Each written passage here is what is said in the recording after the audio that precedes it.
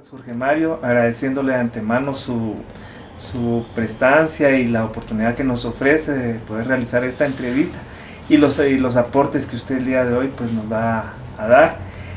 Quisiéramos empezar pues con que nos contara usted directamente cómo nace la devoción en su familia a la Santísima Virgen y cómo es en realidad dentro de su familia vivir el calendario litúrgico y no solo las actividades de nuestro Señor, sino también de la Santísima Virgen.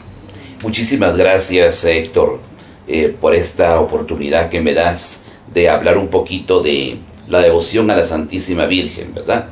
Como dijiste anteriormente, yo tuve la oportunidad de mamar con la leche de mi madre y las enseñanzas de mis tías el amor a la Santísima Virgen. La casa siempre ha sido protegida por el manto de María Santísima y nos enseñaron desde muy pequeños a amar a la Virgen, a llevar el escapulario del Carmen en el pecho, a rezar el rosario.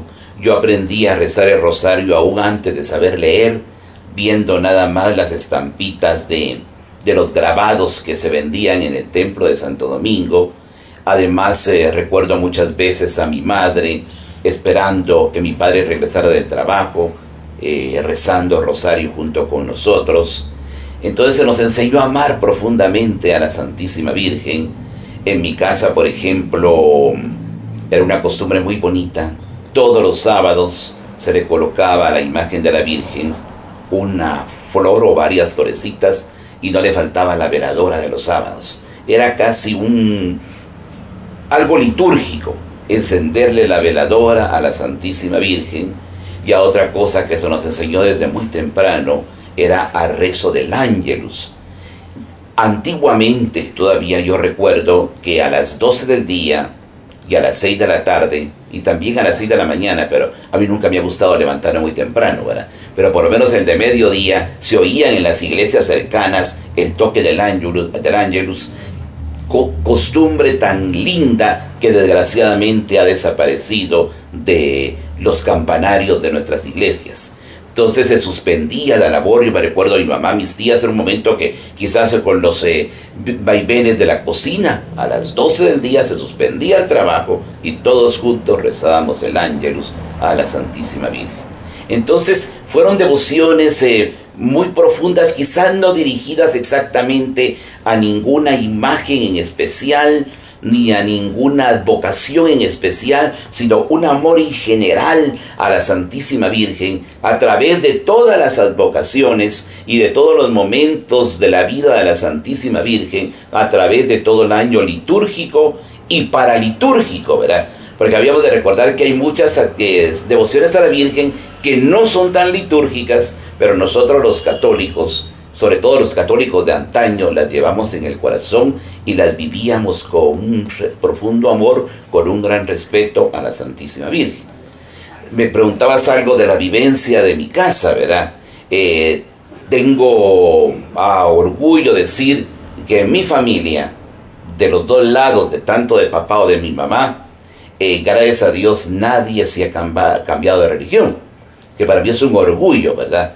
Que toda la vida, toda la familia permanece católica y con vaivenes devotos de la Santísima Virgen, pero por lo menos no se ha negado ese amor que la Iglesia Católica nos ha tenido hacia la Santísima Virgen.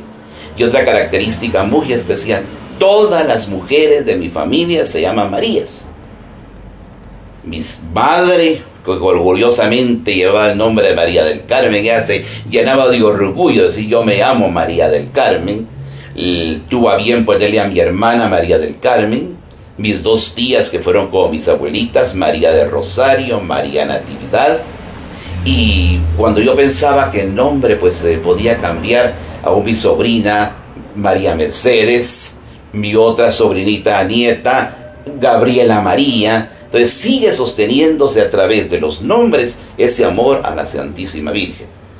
Claro, pues hay devociones muy fuertes, ¿verdad? Como yo te decía antes fuera de cámara, quizás tal vez la devoción más mística que hemos llevado aquí en la casa es a la Santísima Virgen del Carmen. Pero en general, se nos enseñó a amar a la Santísima Virgen bajo todos los misterios, bajo todas las advocaciones, bajo todas las imágenes bellísimas que tenemos los guatemaltecos en nuestras iglesias de Guatemala, ¿verdad? Y aún en la casa. Porque aunque no había imagen de bulto, por lo menos estaba el cuadrito de la Santísima Virgen representando cada uno de los misterios de Nuestra Señora. Ya. Pues la verdad es que es muy interesante todo esto que nos comenta, y poco a poco pues vamos a ir explorando ahorita un montón de datos que en realidad van a ir llenando toda esta investigación. Poco a poco pues vamos aquí, pues primera mano estamos observando también un bello nacimiento.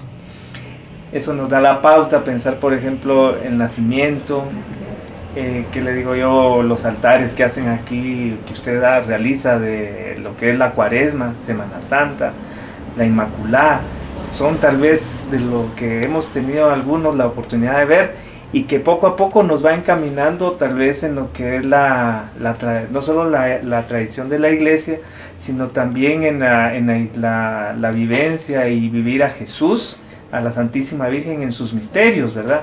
¿Qué nos podría usted comentar acerca, ya tocando un poquito más ya el tema de la religiosidad? Por ejemplo, la devoción a la Santísima Virgen de Dolores. ¿Qué podría usted comentarnos, Jorge Mario? Bueno, la devoción a la Santísima Virgen de Dolores, yo se la atribuyo muy especialmente a la familia de mi papá. Y una devoción muy antigua. Me contaban mis tías que una tía abuela, en el primer momento cuando salía la procesión de Santa Teresa, no en los últimos 50 y tantos años que tiene de salir, sino en la época anterior, una tía de ellas, la famosa tía Lola, que ellas quisieron mucho, que yo no conocí, era la que llevaba la lira en la procesión de la Virgen de Santa Teresa. Ahí podemos ver cómo comienza esa devoción a la Santísima Virgen de los Dolores, ¿verdad? Luego, ya con las tías, que para mí fueron como mis abuelitas, hermanas de mi papá, fueron profundamente devotas de la Santísima Virgen de Dolores. Sobre todo la tía Nati. La tía Nati tuvo el honor de participar a la asociación del Via Crucis Perpetuo de la Recolección. Por ahí se encuentra en alguna cajita guardada la medallita de los listones rojo y morado que representaba el Via Crucis. Y creo que el día 23 de cada mes le tocaba a ella rezar el Via Crucis, porque era la idea del Via Crucis Perpetuo, que no hubiera un solo día del año en que no se le rezara el Via Crucis al Señor, pero una devoción de Jesucristo, centrada en nuestro Señor Jesucristo. Pero había algo muy bonito en esta devoción del Via Crucis.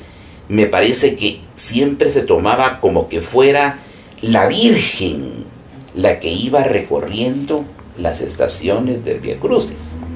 Porque recordemos que existe esa tradición tan bonita, que fue precisamente la Santísima Virgen la que rezó el primer Via Crucis, cuando bajó del Monte Calvario y fue visitando todos los lugares que el Señor había pasado la mañana de Viernes Santo, besando los lugares donde Jesús había caído hasta llegar al palacio de Poncio Pilatos. Después, claro, el Via Crucis ha sido restaurado, y si no estoy mal, es gloria de un franciscano, San Leonardo de Puerto Mauricio, que tuvo el honor de establecer el Via Crucis que hoy tenemos, ¿verdad? El famoso Camino de la Cruz.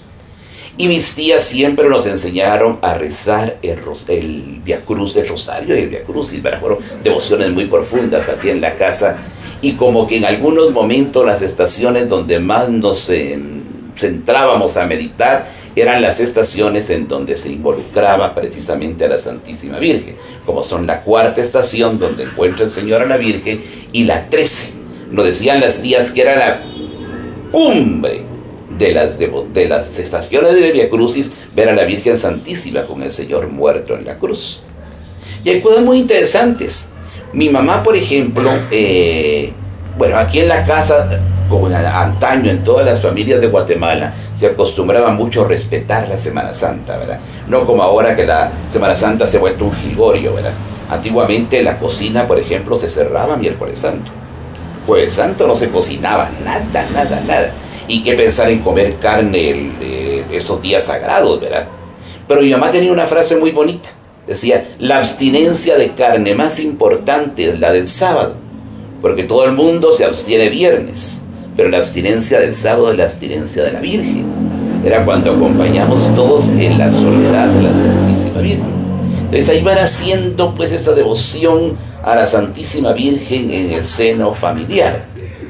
Luego yo te hablaba mucho de la tía Nati, que era una devota tremenda de la Santísima Virgen de Dolores. Yo me recuerdo, ahí sí que mis recuerdos más lejanos serían cuando yo tendría unos 16, 7 años. Yo salía con mis papás a ver las procesiones en la tarde, con mi papá y mi mamá. Pero a mi mamá no le gustaba mucho caminar en la procesión. Mi mamá luego se cansaba y nos decía, regresémonos. Y entonces cuando veníamos a la casa, entonces yo me agarraba de las faldas de mis tías, que mis tías salían en la noche, y salíamos a las procesiones de los domingos de Cuaresma especialmente. Nunca olvidaré, por ejemplo, la del Gallito, la de Santa Marta, todas estas devociones. Y mis tías tenían pies de plomo, de hierro, que no se cansaban nunca. Y caminamos a la par de la procesión hasta que la procesión entrara. Y como en aquel entonces en Guatemala había una tremenda seguridad, muchas veces nos veníamos a las 10 de la noche de Santa Marta, como que fueran las 12 del día, ¿verdad? Eso desgraciadamente ya no se podía hacer. Pero la tía Nati tenía una frase muy bonita. Decía, Jesús lleva a mucha gente, mejor acompañemos a la Santísima Virgen. Entonces nosotros nos íbamos a la par de la imagen de la Santísima Virgen. Y en aquel entonces pues era algo tan bonito. Claro, quizás hoy no se podría hacer, ¿verdad? A mí me da tristeza cuando yo veo en las grandes procesiones el tanate de celadoras, ¿verdad? Que ya no dejan ni acercarse al anda ni nada, y es una cosa espantosa. Hay algunas iglesias que pasan de exagerado, a quedó tremendo, ¿verdad? Pero antiguamente uno iba a la par del anda de la Virgen y nadie le decía nada, nada. Uno podía tocar hasta el mueble, que tranquilamente, todo lo contrario, hasta contentas en el sentido que uno iba a la par de la Santísima Virgen. Y dentro de estas procesiones, hablaba yo de la de los barrios, Santa Marta, El Gallito, etc. Dentro de estas procesiones también estaban la de San José, la de la parroquia y las dos de la recolección. Eran procesiones pequeñísimas. Entonces mis tías generalmente nos acostumbraban a nosotros los primos a acompañar a la par de las dolorosas. La dolorosa de la parroquia, la dolorosa de San José, ¿verdad? Siempre caminábamos a la par de la dolorosa de San José. Y qué no decir de las dos de la recolección, ¿verdad? Que si la parroquia y San José llevaban poca gente, la recolección era la Cenicienta. Si con Jesús del Consuelo iban algún grupito de personas, de hombres que lo acompañaban, con la dolorosa no, era poquísima gente. Por ejemplo, Viernes Santo, el pueblo generalmente acompañaba a la del Calvario y la élite a Santo Domingo. Entonces el grupo de la recolección era el grupito del barrio. El grupito de barrio acompañábamos a la soledad de la recolección en ese recorrido generalmente por este sector. Me recuerdo muy especialmente, ¿verdad?, de que una vez cuando la de Santo Domingo comenzó a crecer, yo un poquito con prepotencia, teniendo la recolección ya estableció un recorrido por acá, la de Santo Domingo hizo que la recolección no pasara por el recorrido que ellos tenían. Y humildemente la recolección tuvo que cambiar de recorrido, pero me dieron un gran regalo. Pasó por aquí en la casa. Entonces para mí fue un gran regalo ver pasar la procesión de la recolección por mi casa. Y fue algo muy hermoso verla pasar, ¿verdad? Recuerdo mucho al Señor sepultado en su humilde urna, ¿verdad? No llevaba la de bronce del Calvario ni la de bronce de Santo Domingo, era una urnita de madera, y la soledad también una sencillez tan tremenda, ¿verdad? Recuerdo muy bien que la iluminación era tan especial, tan sencilla. La gente joven no me entiende, ¿verdad? Dice que a ellos no les gustaría ver esa luz tan pobre.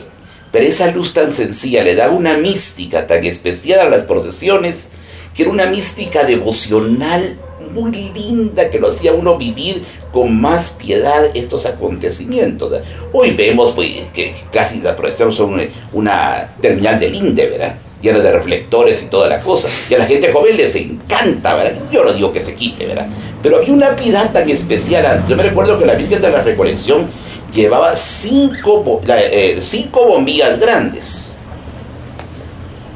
una en cada punta del anda y una en la mano, porque la Virgen de Soledad de la Recolección el voltaje de los acumuladores no llevaba para ponerle reflector, una lucecita en la mano llevaba.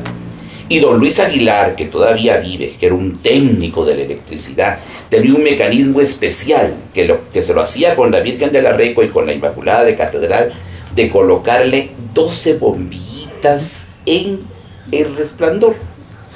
Cuando yo hablo con Pato, ¡ay, qué feo se ha de haber visto! Pero tenía una mística especial verle las 12 estrellitas iluminadas con 12 bombillitas, ¿verdad? Y entonces ahí van haciendo pues esa devoción a la Santísima Virgen. También tengo muchas vivencias de recoletas, ¿verdad? Aunque mi parroquia fue San Sebastián, a mí me llamaba mucho la Reco, ¿no? Sobre todo pues como que había más vida espiritual o más vida tradicional en la Recolección que en San Sebastián, ¿verdad? Y entonces me recuerdo que aquí una de las devociones muy profundas heredada por mi abuelo era la del Corazón de Jesús. Y todos los primeros jueves, a todos los sobrinos, a la Recolección a confesarnos, ¿verdad? Para poder comulgar el primer viernes. Y había un sacerdote antiquísimo en la Recolección, pero antiquísimo, yo creo que llegaba, tal vez no llegaba a tanta edad, pero nosotros que éramos patojos lo veíamos antiquísimo, a Fray Pacífico Saloña. Yo creo que murió como de 90 años. Y si como que se achicuyó, ¿verdad? El Fray Pacífico hacía como 3 dobleces en el hábito de lo pequeñito que se volvió. Y tenía un servicio maravilloso en el confesionario. Y Fray Pacífico confesaba en el confesionario que está del lado de la nave de San Francisco. Y a mí me da la impresión que Fray Pacífico cuando estaba confesando estaba viendo a la Virgen. Porque recordamos que la Virgen de Soledad estaba en el segundo altar, donde está San Miguel Arcángel, y todavía tiene el forro lila. Es un satín o una seda muy fina, que todavía conserva su color de lila, la seda que tiene ese forro, el camarín, ¿verdad? Y siempre que uno que se confesaba con Fray Pacífico, lo mandaba a rezar 7 Aves Marías a la Virgen de Soledad. Entonces uno desde niño, apenas alcanzando los escaños, después de confesarse con Fray Pacífico, acudía al altar de la Virgen de Soledad de la Reco a rezarle las 7 Aves Marías. Y ahí comenzó pues esa devoción profunda a la Santísima Virgen de Soledad de la Reco. Verla cada mes, rezarle las 7 Aves Marías. Yo en esa época no sabía que eran por los 7 dolores. Todavía como que mi mente de niño todavía no hacía la idea. Pero comenzó la devoción de las 7 Aves Marías a la Virgen de la Recolección.